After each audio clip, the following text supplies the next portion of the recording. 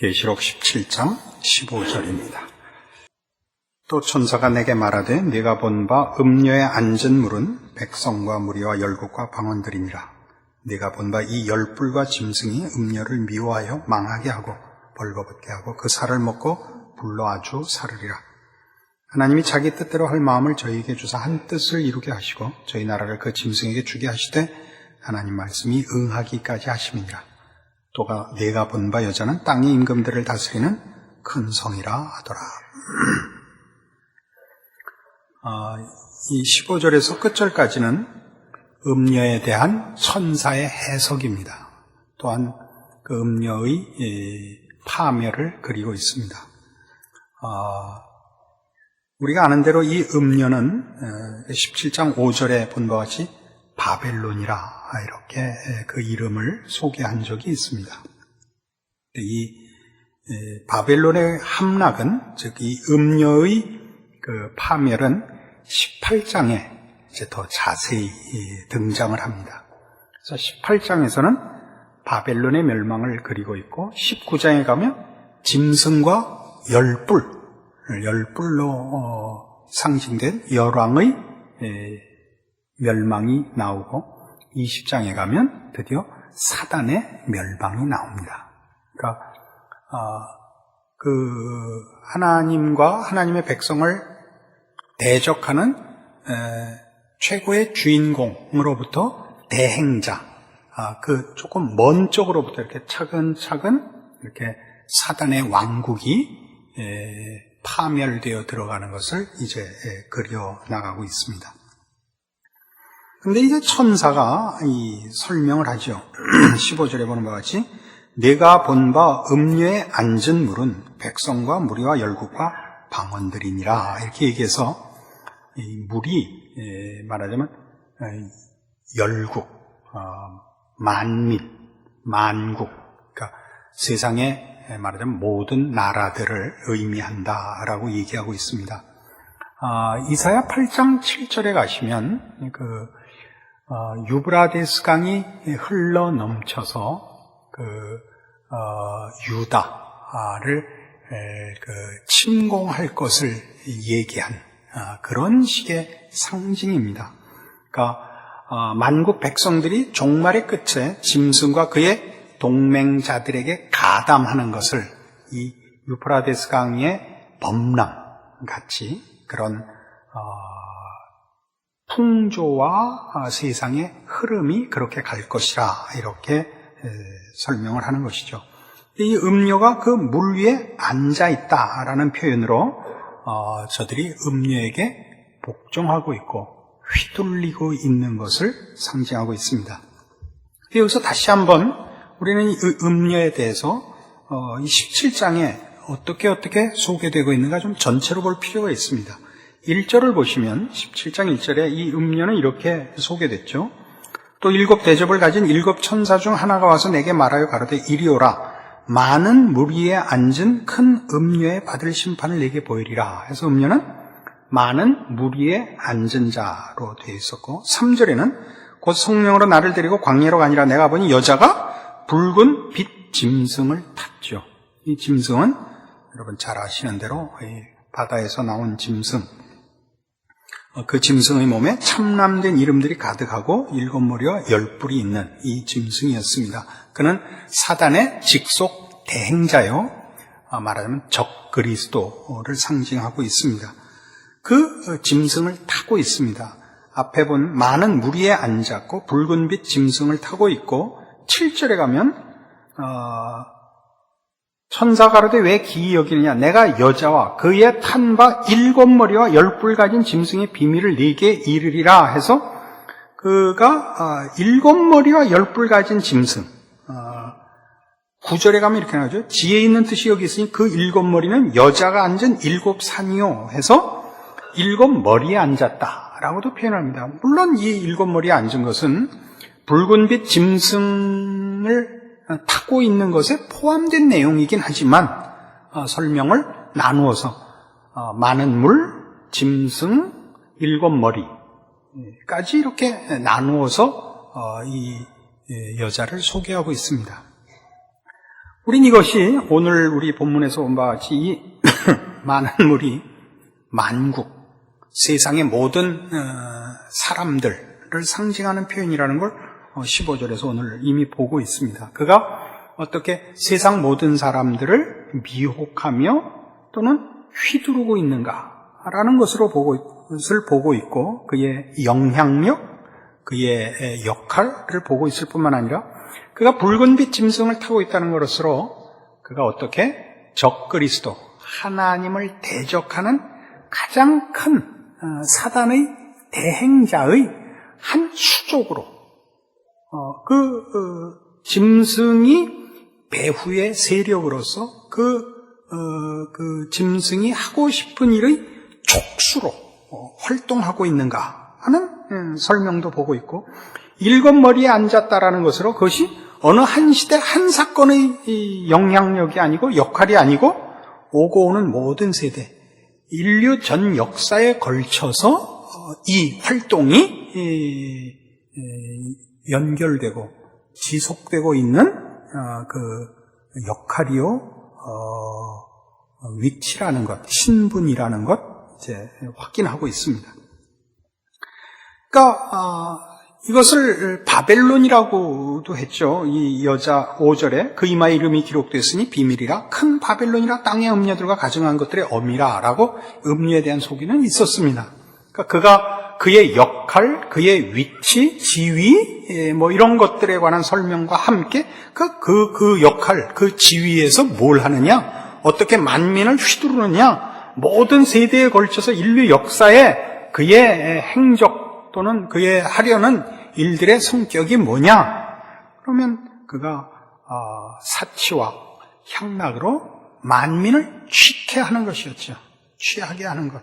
하나님의 백성들로 하여금 신앙을 지키지 못하게 미혹하는 것, 핍박하는 것, 또는 믿지 않는 불신자들을 하나님을 만나지 못하고 그 복음에 귀 기울이지 못하게 방해하는 것. 이것들이 모두 이 여자의 활동이요, 역할인 것입니다. 그래서 이 15절 이하에, 그러나 우리 오늘 본문에는 천사가 이 여자가 어떻게 심판을 받을 것인가를 소개하고 있고, 그것이 16절, 17절에 나옵니다. 16절, 내가 본 바 이 열불과 짐승이 음녀를 미워하여 망하게 하고 벌거벗게 하고 그 살을 먹고 불로 아주 사르리라, 이렇게 나오고 있습니다.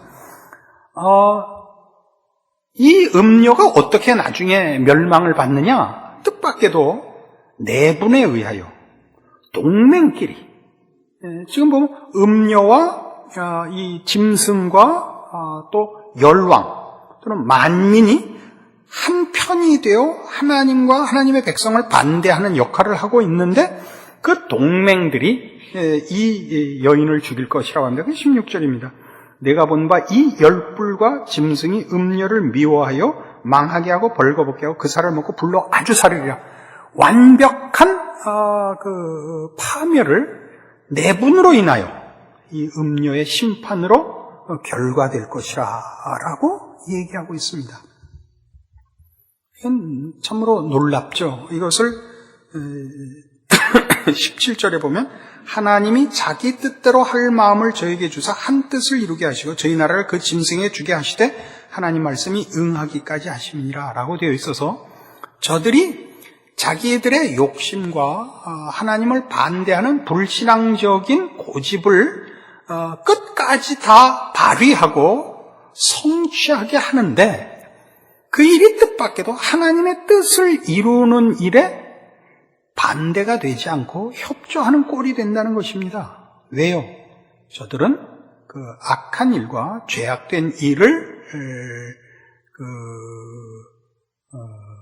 뭐라 그래야 됩니까? 그 악한 일을 길을 쓰고 성취하는 것이 결국 스스로의 파멸을 초래하는 일이기 때문이다 라고 말하자면 오늘 본문이 소개하고 있는 것입니다.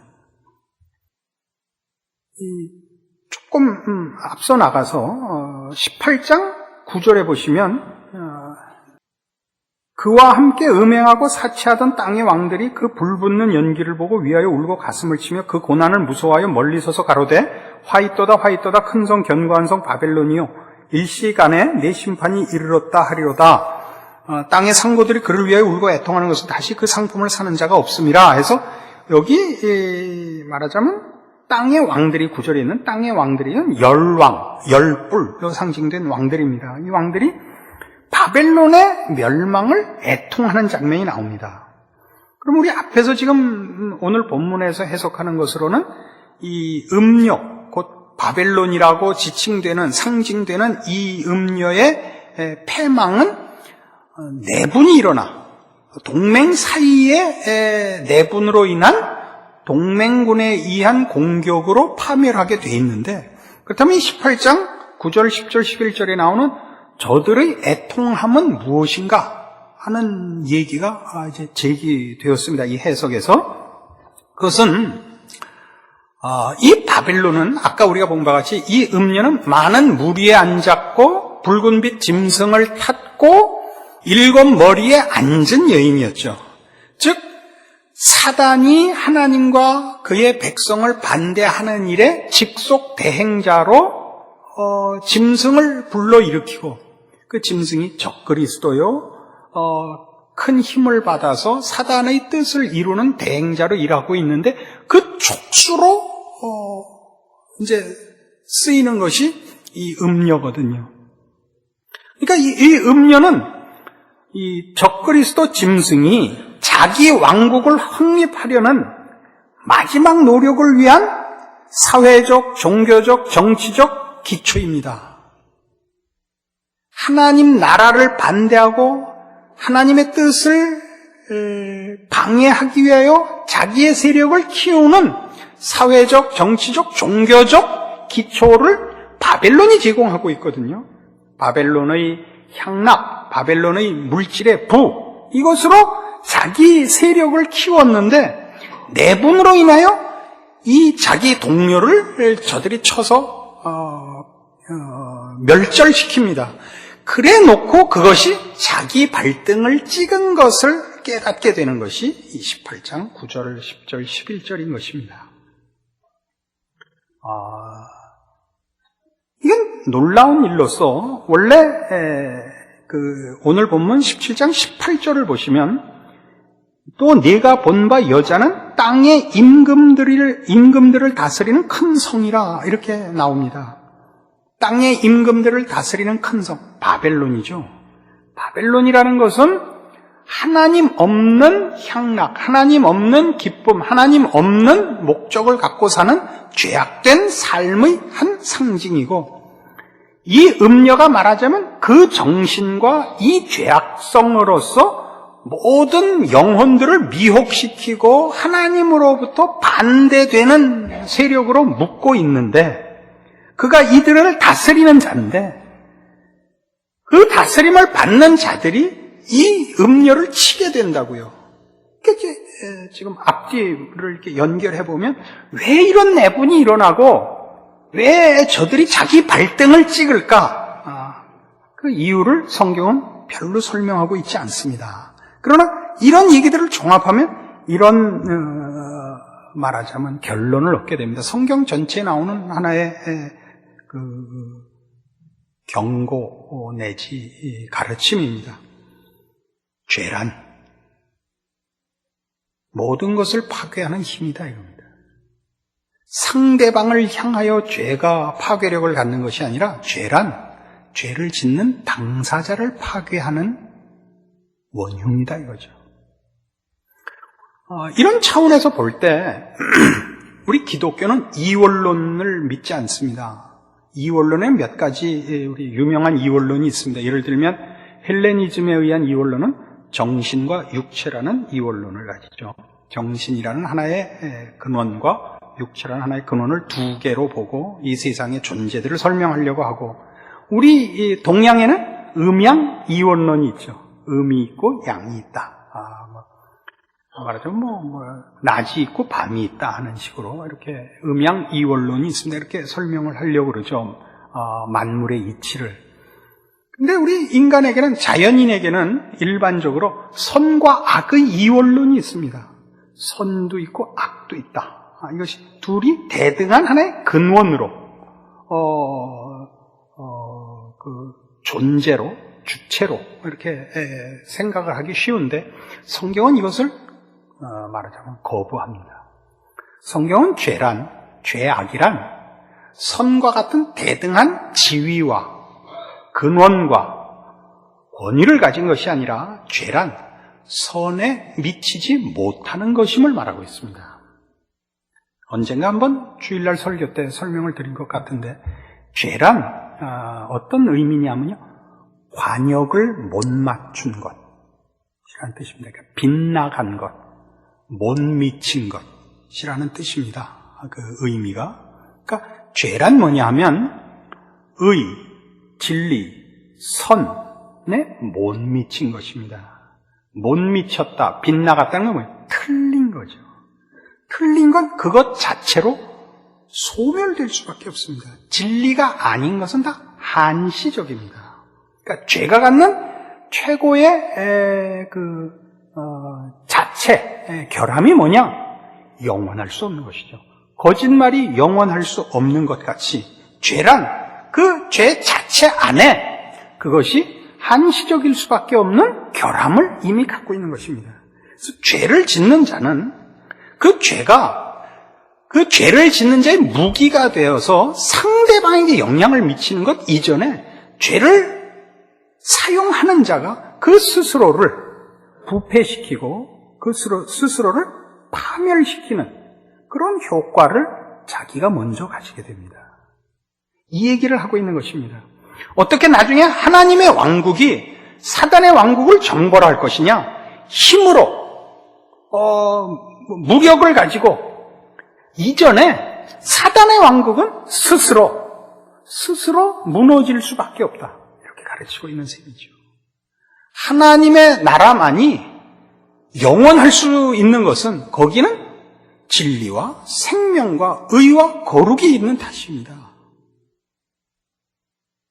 이것이 말하자면 이 사단의 왕국의 붕괴를 가져오는 스스로 안고 있는 결함이죠. 스스로 안고 있는 초래할 수밖에 없는 심판입니다.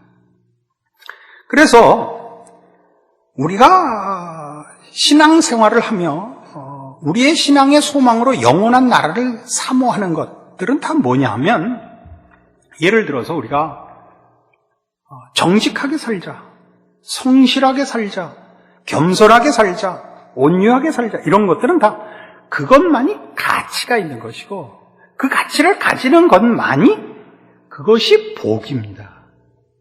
그것이 아닌 걸 가지는 것은 스스로를 파괴하는 것이요, 스스로를 속이는 것이요, 스스로를 부패와 못난 데 쳐넣는 것이 되는 겁니다.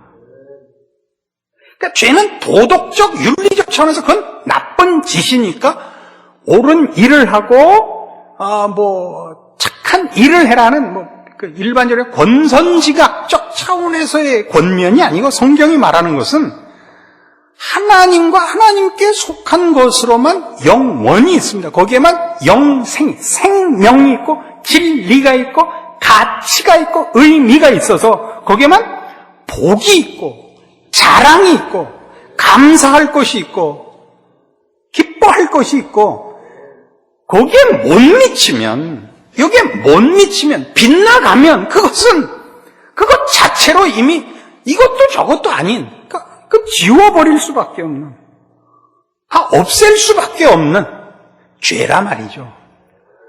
하나님께 속한 것들, 생명과 의와 진리에 속하고 그걸 근거와 내용과 목적으로 가지지 않으면 그것은 그 자체가 존재할 수 없는, 영원할 수 없는, 지속될 수 없는, 어떻게 그 지위와 위치를 가질 수 없는 것이 된다.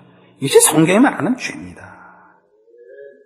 그래서 좀 더 적극적으로 우리 종교적으로 표현할 때는 하나님을 반대하는 것, 하나님을 떠나 있는 것, 이렇게 표현을 합니다만, 하나님을 떠나고 하나님을 외면하면 우리 포도나무 비유에서 보는 바와 같이 나무가지가 줄기에 붙어 있지 않으면 말라 불에 살리워질 수밖에 없는 것입니다. 믿음이 뭐냐? 신앙이 뭐냐? 로마서 14장에 이렇게 아주 멋지게 정의를 하고 있습니다. 이런 성경 구절을 기억하고 있는 분은 좀 드물 것입니다. 저희 집사람은 아마 알고 있을지 모르겠습니다만 우리 집사람은 성경도 많이 보고 기도도 많이 하는 훌륭한 사모님이십니다. 로마서 14장 23절, 우리 집사람이 설교 때 밤낮 자기 비판만 하지 말고 칭찬도 좀 해달라 그래서 저희 마누라 말을 듣고 칭찬을 하는 것입니다. 의심하고 먹는 자는 정죄되었나니 이는 믿음으로 쫓아 하지 아니하는 거라. 믿음으로 쫓아 하지 아니하는 모든 것이 죄니라. 하반절만 오늘 인용합니다. 믿음으로 쫓아 하지 아니하는 모든 것이 죄니라. 믿음으로 쫓아 한다는 게 뭐죠? 하나님께 속한 것, 하나님께서 인정하는 것을 말합니다. 거기에 속하지 않는 것은 다 죄입니다. 도덕성의 문제가 아니고 윤리성의 문제가 아니고 무슨 뭘 갖다 될까요? 무슨 실용성이든 뭐든 다 아니고 하나님께 속하며 하나님이 인정하는 것이냐 아니냐의 구별밖에 없습니다. 그렇지 않으면 뭐라고요? 관역에서 빗나간 거라니까요. 못 미친 것이고. 이것이 이제 우리가 바라는 영원한 나라입니다. 그러니까 영원한 나라라는 것은 왜 영원하냐? 하나님의 통치와 그 통치에 순종하는 완성된 하나님의 백성들의 나라이기 때문에 영원한 것입니다. 거기는 못 미침과 빗나간 것이 없습니다.